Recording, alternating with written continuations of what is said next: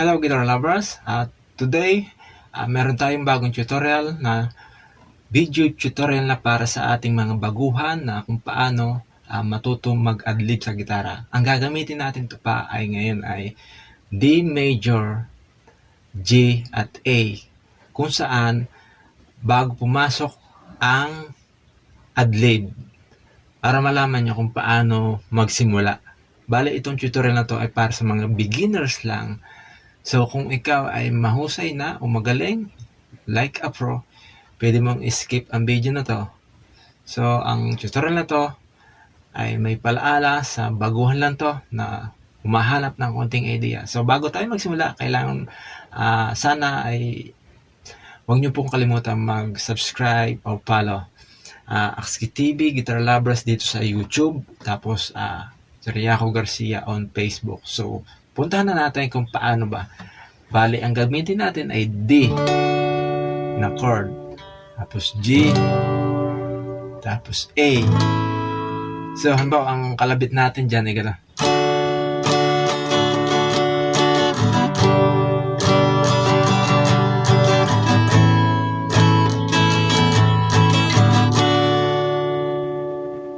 So, ngayon, halimbawa, papasok na yung adlib.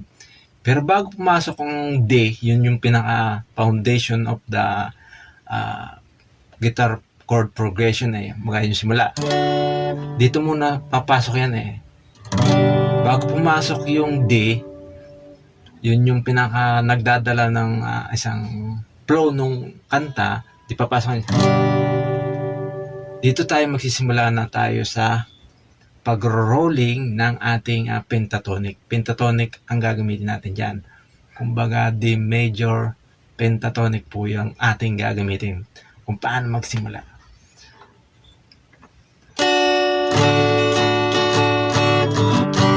Yun. G po yan. G. Diyan po tayo papasok ng adlib.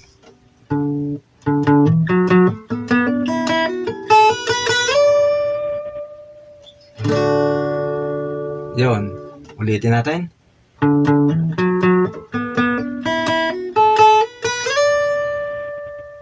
Pentatonic po yan. Dumaan po yan ng pentatonic. D major pentatonic.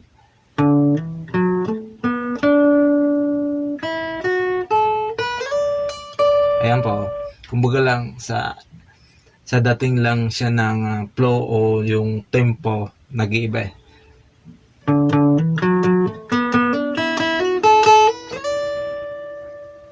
Oh, yan. Di papasok na yung D. Paano naman yung G? Saan naman natin kukunin? Nasa sa iyo po yung kung saan ka magsisimula. Pero dapat tatapat doon yung tunog ng foundation naman ng G.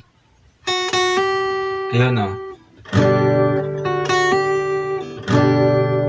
ikaw na po ang bahalang mag-add kung anong style mo.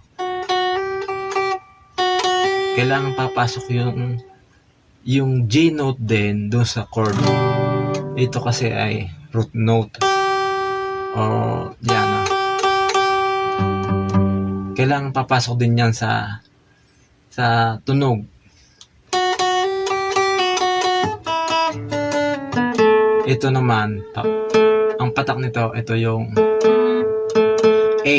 Ito naman din yung foundation din ng A chord. A din po ito. Ito yung G.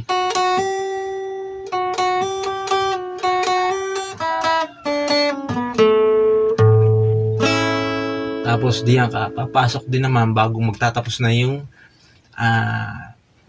adlib mo. Pwede ka dito magsimula. Pwedeng pataas lang siya ng pataas.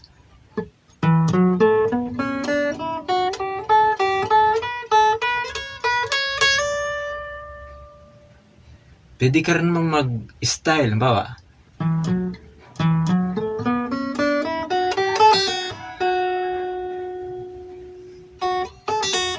Gamitan mo siya ng pull-offs and hammer-on.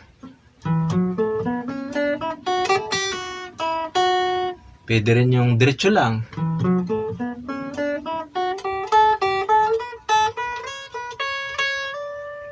Ito naman din yung parang foundation din ng D chord. Ulit natin, nagsimula tayo sa pentatonic, D major.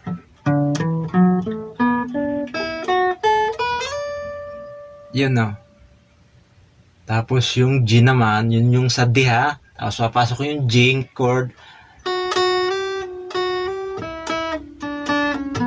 Kumbaga patras lang ang tunog niya. A. Tapos pataas uli yung notes mo, yung kumbaga yung flow ng iyong pag-adlib.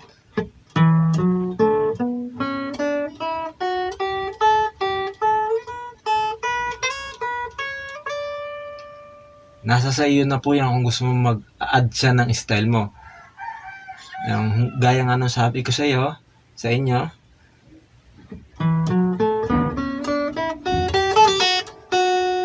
Yun na, gumamit ng hammer-ons and pull-ups po ako dyan.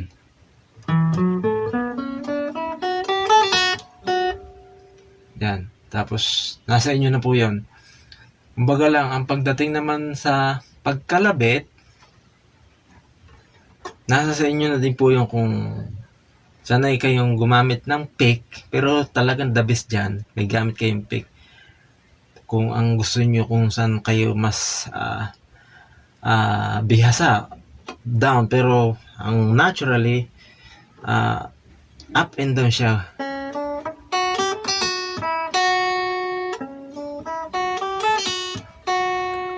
Basta pag-aralan ninyo yung hammer-on and pull-offs, nakakatulong siya para mas mapaganda ang melody ng iyong adlib. Tsaka syempre, pwede mo na rin siyang gawa ng pwede rin dito. Diba dito tayo nagtapos? Pwede dito lang, gawan nyo naman siya ng bend.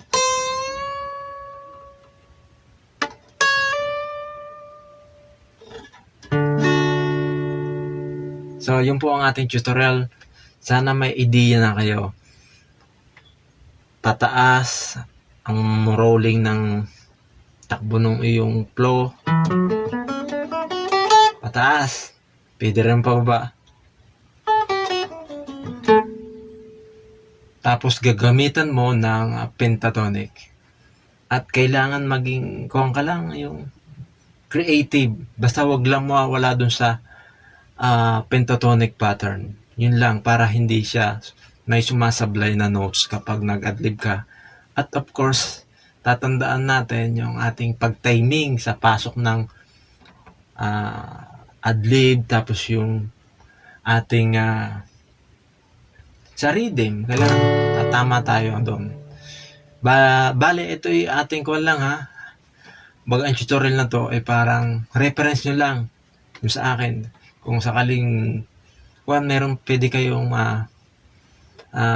search pa sa iba kong video. So, sana may natutunan kayo at huwag nyo sanang kalimutan mag-subscribe at i-share nyo po ang video na to kung sakaling nagustuhan nyo. Okay? Thank you for watching.